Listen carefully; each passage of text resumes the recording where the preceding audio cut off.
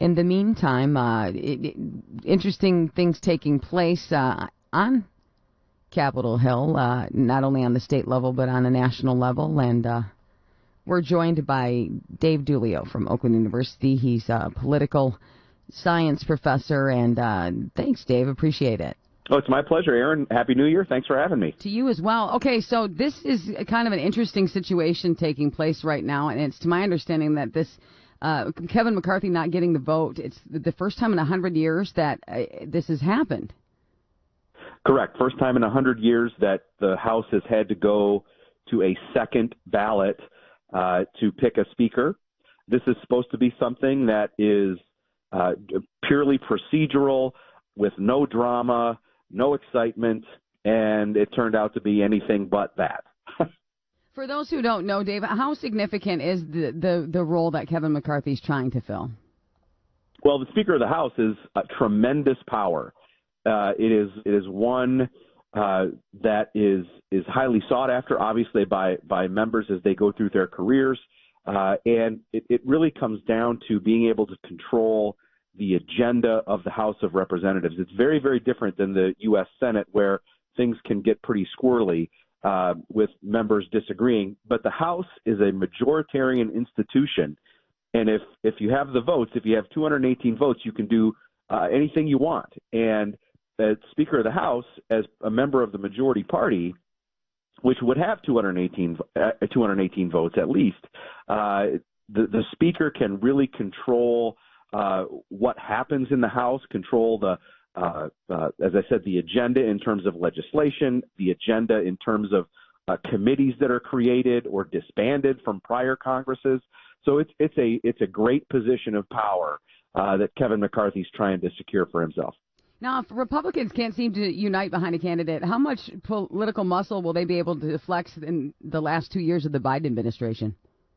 Well, they're going to have to pick a speaker at some point. I mean, that's going to, and push is going to come to shove in the next couple days, whether it's tomorrow or Thursday remains to be seen.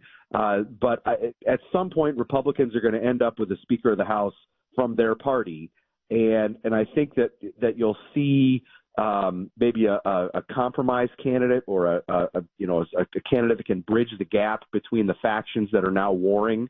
At least in their votes for speaker. But at some point, they're going to elect this leader, and then it's about governing. And I'll tell you, from where I sit right now, the fact that the Republicans can't get on the same page about who's going to be the leader doesn't give us much confidence that they're going to be able to govern terribly effectively. If you're just joining me on WWJ this evening on the phone, Dave Dulio from Oakland University's political professor, and I love getting your insight because you do look at it from kind of like the political, armchair quarterback role. If Kevin McCarthy isn't the right person for the job, then who is? Do you have any ideas who might be? Well, a front runner? I think that depends who you ask. A lot of 19 or 20 House Republicans seem to like Jim Jordan, a congressman from Ohio, very staunch conservative. But Jim Jordan doesn't want the job. So, that seems to be a dead end. Somebody like Steve Scalise, who is the Republicans' whip, number 3 in their leadership pecking order. He might be somebody, but that seems almost like like too many people are talking about that to be the real answer. There are 222 Republicans in the chamber. They ought to be able to find somebody. You would hope. So the House is adjourned with no speaker, and I guess failed for the third time to win the ballot. So tomorrow they go back at it again. Is that how it works, Dave? They're going to reconvene at noon and have another vote.